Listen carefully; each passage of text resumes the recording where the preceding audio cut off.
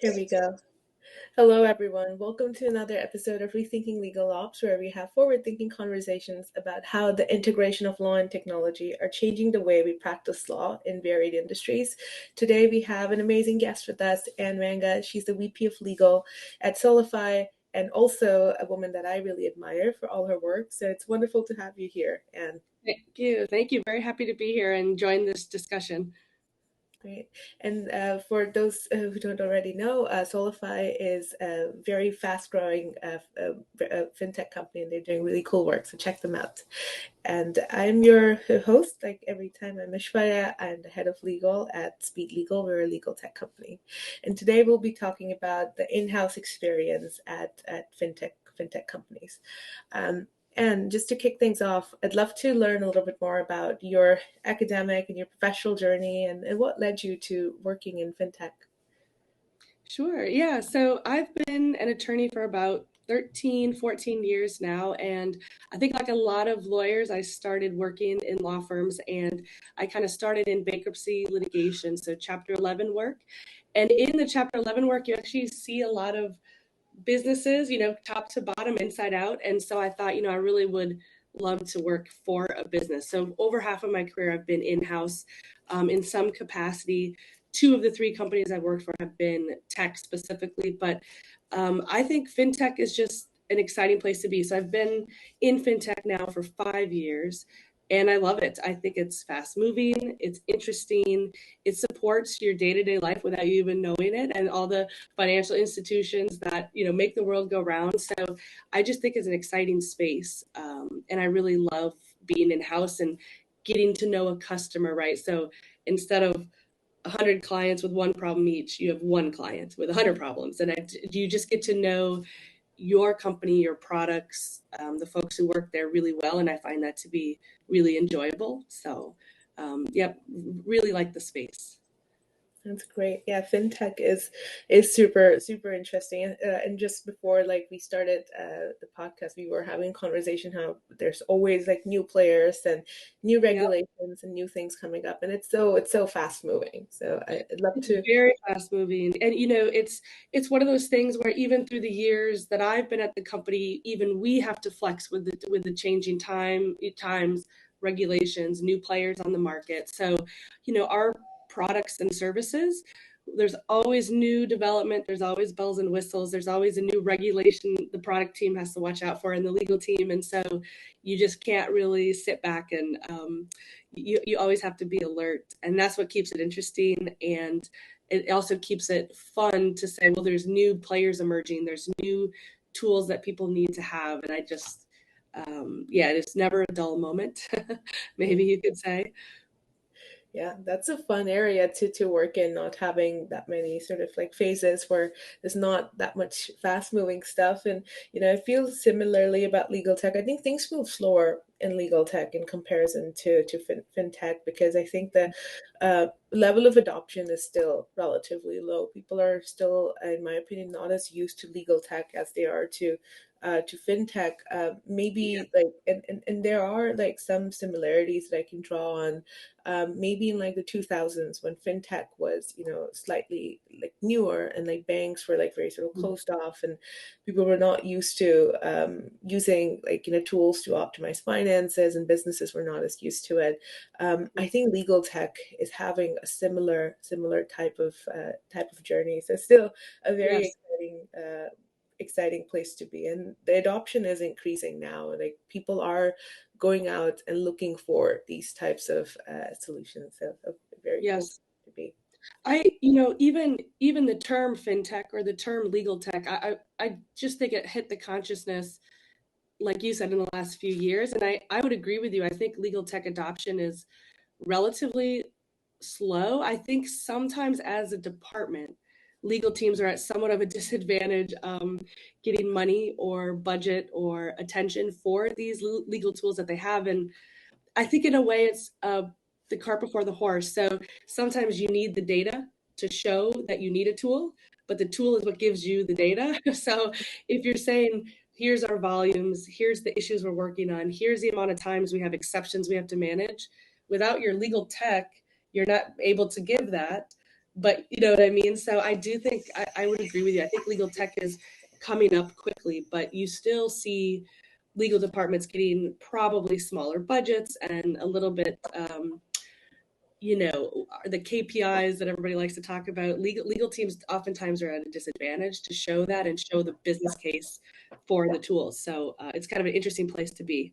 Yeah, yeah, no, absolutely. I think you bring up a very interesting and important point there. Like sometimes you need that tool to show the data and the data to Yeah. like be able to buy a tool. We've had the that experience with some of the clients that we've worked with in-house teams, just saying that, hey, we didn't necessarily subscribe to you for this service, but can you also give us data so we can buy like more services within your platform? Uh, Yes. I totally believe that. I think sometimes these tools, and you know, they're getting smarter and smarter.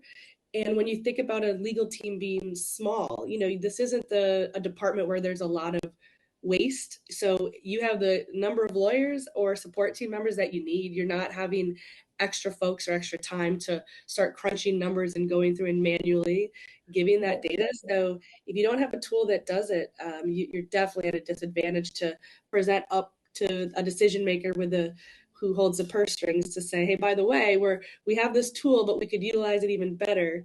So you just have to. Most companies, if not all, it's data-driven decisions, right? That's how you do it. Especially, I think in tech, where data is kind of abundant. It's just not abundant in legal. In many cases, if you don't have a partner who can help you do that. So yeah. Absolutely. And I think it's like a great segue into the second question that I wanted to ask you. Apart from like the lack of visibility over expenditure, what are some of the top legal concerns at fintech company legal departments?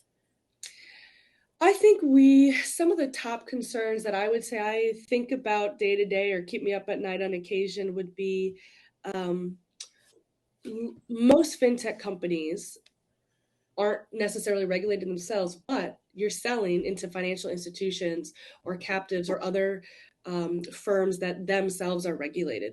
So, one of the major concerns we have is keeping up with and managing regulatory requirements for our customers that then translate to obligations for us. And you know, fintech by its very nature, tech is kind of agnostic to jurisdiction, right? You're logging into a URL from anywhere in the world. So it's not like you're deploying your product in the States and that's the only place it is. The point is that it can be in multiple jurisdictions at any time. And so for us, I think so. A really good example, which is where legal tech helps, for example, is that most financial institutions need to have very good oversight into subcontractors or fourth parties. And if you don't have a good tool to help you manage that and even audit them and other sorts of concerns, you're way behind the eight ball because all of our contracts these days have some sort of provision for oversight into subcontractors or fourth parties to the banks. So that would be one example of trying to keep up with these new requests that we're getting from customers. A similarly new regulation might be in Europe. There are laws that require vendors to financial institutions to have provisions for stressed exit. So even if the relationship is terminated, you still are obligated by the regulator to help that institution because they can't be without a system of records. So those sorts of things are relatively new, and you have to change all of your not just your contracts but the operations under it to comply. So keeping up with multiple jurisdictions every day and ever expanding jurisdictions is probably I'd say one of the top concerns specifically for fintech. Um, but you know, another top concern would be something that we touched on a little bit earlier, which is just you have to be very nimble. You're the product and services teams are always trying to respond to the market, which means we have to respond to the market in legal. We have to keep our contracting terms flexible. They have to be fair. They have to be industry standard, right? We don't want to come out of the gate with a outdated contract that no longer reflects the market and their appetite, right, for those terms. So that's a big challenge. And it's part of what makes your job fun is that you're not just dealing with legal team, you're dealing with your SMEs, you're dealing with your developers, your support teams, your product deployment teams, your sales teams. And so it's truly a cross functional issue that legal gets to manage, but you really need input across the entire organization for that. So I think those are two big issues. I would say a third issue is keeping up with all your contracts and the terms therein, which terms have been negotiated by whom, how does that change our day to day around a customer, if so. So just the general volume of terms that you're getting in with small teams and perhaps, you know, needing more automation or more tools to help with oversight into your contractual terms and obligations. Hmm. That makes sense. And how much of the this work, the problem areas that you're talking about, is there any level of automation or optimization with tech tools so far? I think, to be honest, we're still figuring that out to a certain extent. Anything that is standard or follows a standard process, we're trying to automate at least in part, or at least have tools to help with that. So, of course, the big player in legal tech is contract lifecycle management tools. And those have been really helpful for standard terms. Let's say you have a standard NDA and it's not being negotiated. It's a standard, maybe it's for a demo or something like this. We've automated our system such that the salesperson can go in and send it themselves, right? You don't need to have intervention from other people if certain conditions are met. And that's really important because when it's been thoughtfully created in the sense that people can self help with certain legal tools, um, it just takes some of the burden off of our team to say we're not going back and forth in an email few times, which might take 5 minutes here, 10 minutes there, 20 minutes here, and the tool can kind of help do it for you and keep track of it, right, with an audit trail, so you know when it was sent to whom and by whom. Um, Mhm. so that's quite a bit of what we're doing with our automation. Is also, as you know, like integrating with e-signature type tools. That's been very helpful because, for better or worse in legal, it's we deal with mountains of documents on a day-to-day basis, and keeping those all straight means that any sort of automatic saving or indexing of contracts and other documents is quite helpful, very helpful, especially when you have lean teams. So That's those are a couple big ways that we would use the legal tech to help on the day to day. That makes a lot of sense. And you've been talking about sort of keeping track of things and time saving and managing the quantum of legal work with leaner legal teams.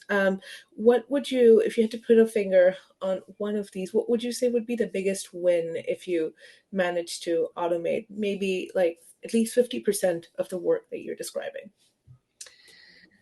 The biggest win is there's a very large opportunity cost to doing maybe what you would consider an admin type work with just managing documents. So we need as much time in our day as attorneys and as people who mitigate and manage risk holistically for a company to think and and to solve problems and to think forward, be strategic, ideate around different issues that are coming, right? And so if we're dealing with back office, back end sorts of things, we're not taking that time instead, right, to be strategic and to think about that and to say, hey, there's new regulations coming out in the financial world. What do we do? And you do really need to be ahead of all that. You can't just be reactive. And I think the time that it takes is just quite it's hard to overestimate the amount of Yeah. time that those sorts of things take. And so if you don't have a tool to help you, you are not really providing the best counsel you can because you're 10% of your day, maybe 20, maybe 30, depending on the day, is spent on things that a system should or could be managing for you. And so you really want to be present for your company in the more the things that really need your brain power, your attention, block of time to think about. So I think that that's the biggest win is time. Is just time back to really be strategic and be a partner to the business teams, not just the department that manages documents, but the department that helps think and strategize and move the company forward. Absolutely. That really resonates with me. I think you put it beautifully. It's so important, especially today. It always has been, but especially now that legal departments are treated as like strategic business partners rather than like a Yes, cost center or someone you go to when you just have a question. right. And the other thing is that you can't just be reactive. You have to be prepared for a lot of these regulations. You have to keep pace with them. You have to understand like the implications of that for your business. You can't necessarily be doing that while also doing a bunch of like manual work, managing and keeping track of your documents. And thinking about regulations, for me, data privacy in fintech is a fascinating area, because there's a bunch of undefined things, and like so much of it is there's always newer interpretations and new regulations in that regard. Can you talk about some of like the top five maybe data privacy concerns that are most common for fintech companies?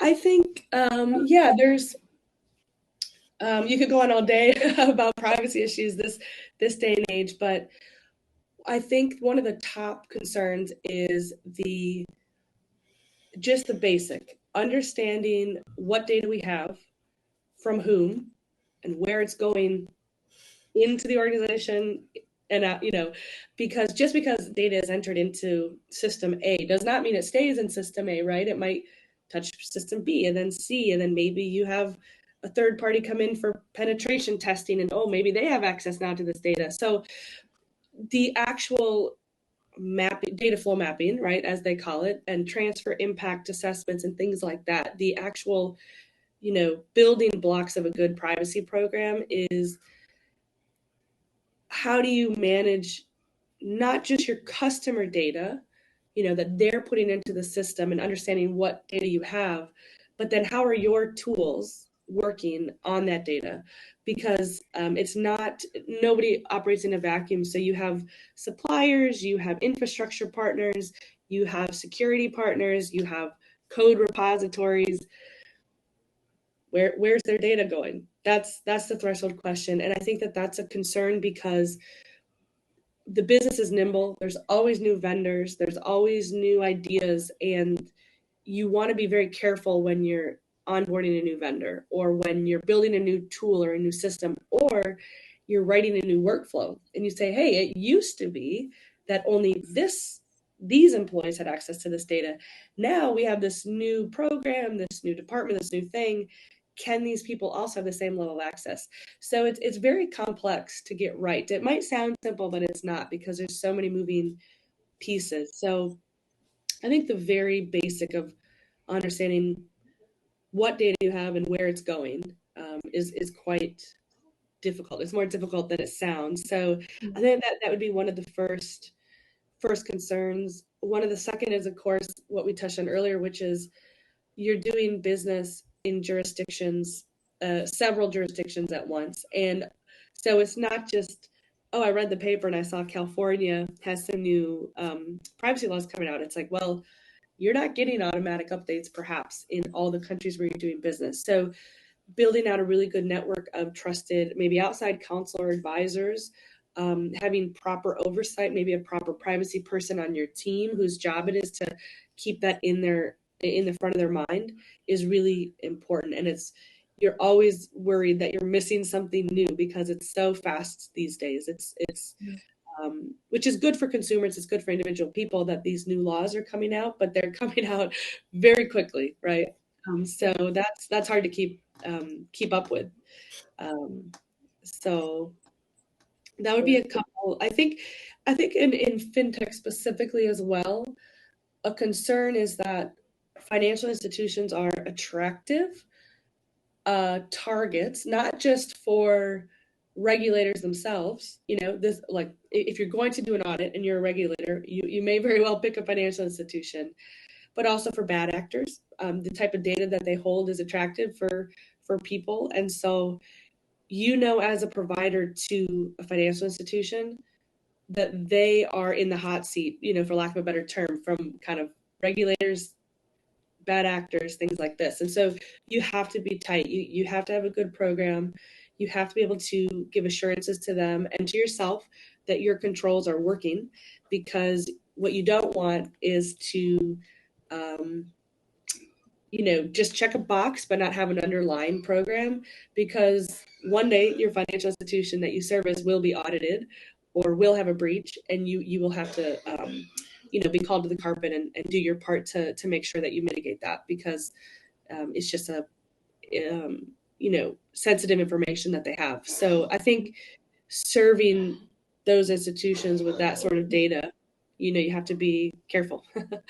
um, Yeah. so and then I think one of the final things I would say too is that, it, especially as a legal team, managing the liability exposure in the event of a breach, contractually, I think customers are pushing vendors in this space to take on more and more liability, which makes sense to a certain degree. But oftentimes, a fintech firm is the little guy, mid-sized guy in between the massive infrastructure providers and the global financial institutions. And so you're doing the best you can to make sure that liability is fair and a shared kind of model, with everybody along that chain, because you're the little guy. So you need to make sure you negotiate well with these massive institutions, and not overexpose the company. Um, you know, Absolutely. yeah, so that can be quite difficult, and there's no secret sauce for that. You just have to, be very aware. So Yeah, yeah, thank you. That is extremely insightful, and it also, with any sort of like newer technology, and fintech is not even like a new technology, but when the space is undefined and there's already these existing sort of institutional, big players, it can be very intimidating to sort of keep up with the regulations and negotiate and try to find leverage where there might not necessarily be that much leverage. right. It's very sort of cool to get like sort of like an inside view of that. So thank you for sharing that. I'm gonna ask you, and how much like some of these data privacy concerns, very serious ones that you mentioned, do you see any legal tech tools that you're aware of that are in existence at the moment, helping solve some of these issues, or like help you Yeah. tackle them better? Yeah, I think there's several ways. So a good example is, vendor management or compliance type tools can help you with that data flow mapping. So instead of having to manually draw or write out where your data is going, there's tools that can actually help you do it in a very easily consumable way, or consumable, presentation of it, and it'll help you automate the decisioning around if it's a high, medium, low risk vendor. And that takes out some of the human error on the front end, but it also takes out the actual time that it takes for somebody to have to be dedicated to review. So on the side of managing those partners that you're doing business with, that's quite helpful to have a system or a tool that can help you. It also can help, as I mentioned as an example, financial institutions need to see who their fourth parties are. So when they do annual due diligence audit type of activities on us, we have to not only provide our security protocols and privacy programming documentation, we need to oftentimes show what our vendors are doing. And so these tools can be a repository for, or self-service repository even for our customers to look at maybe the SOC reports, maybe the ISO certifications, maybe the specific germane terms or flow down type of terms that we have with these other vendors, so that our customers can look at that, because these audits are getting quite onerous in terms of time and frequency, that it takes. So that would be one good way that it would help. I think one of the most important things though is the searchability of your contracts. So in the event that you have a security incident or a privacy breach or incident, how would you quickly find out who you have to notify and when and in what time frame and what details? I mean, if you don't have a CLM tool, the answer is you're pulling your contracts up and trying to read them. But a Yeah. lot of these tools are smart, and so you can keyword search, and you can show maybe in the tool how many contracts are non-standard. So if your standard notification for a personal data breach is 48 hours, but some customer has negotiated down to 24, Yeah. you need to know that. And Yeah. so CLM is very useful for that. And that's really important to manage relationships and obligations, is knowing what they are. And just having a scanned PDF of a contract is not is not going to get you very far Yeah. when you actually need to search it. So Yeah, yeah, no, that makes total sense. I think just like more visibility, more control, so you can be more strategic about these sorts of things. That really mhm. resonates with me because I think that with regards to privacy, in regards to how I've seen in my very limited experience, the way the work is handled, it's still quite human driven.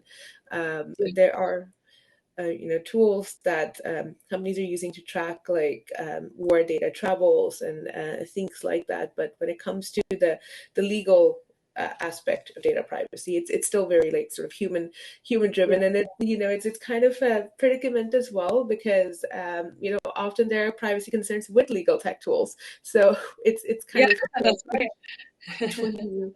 do you pick? And it's a very interesting issue, but I think more and more legal tech tools are becoming GDPR compliant. Some of them are even beginning to host their servers in Europe to work with European clients rather than just work in the US. And hopefully, as the law evolves and the acceptability of Google Cloud or Amazon in Europe, it'll be interesting to see how that evolves and what business looks like with that. This has been a wonderful conversation with you, Anne. I just learned so much about the world of fintech. It's a type of world that it seems so interesting, but also it's a very complex world. A lot of these regulations are so hard to understand. So it's really great to get the inside view, the in-house experience in fintech companies, and it's just been such a lovely conversation. Yeah, thank you for having me. I always enjoy speaking about it and sharing what I do know. So yeah, it's been great to speak to you about it as well. Great. And and our listeners, I'm sure, have very much benefited from tuning in today as well. And I can't wait to follow all the amazing work Solifi does under your leadership. And yeah, thanks again for doing this. I really admire the your sort of like your career path and the things you're doing today. So Thank you. it's quite inspiring. Thank you. Appreciate that. And thanks again to our listeners for tuning in. We're here every Thursday with more amazing speakers touching on the different aspects of the interaction between law and technology. So stay tuned for next week. And here's us signing off.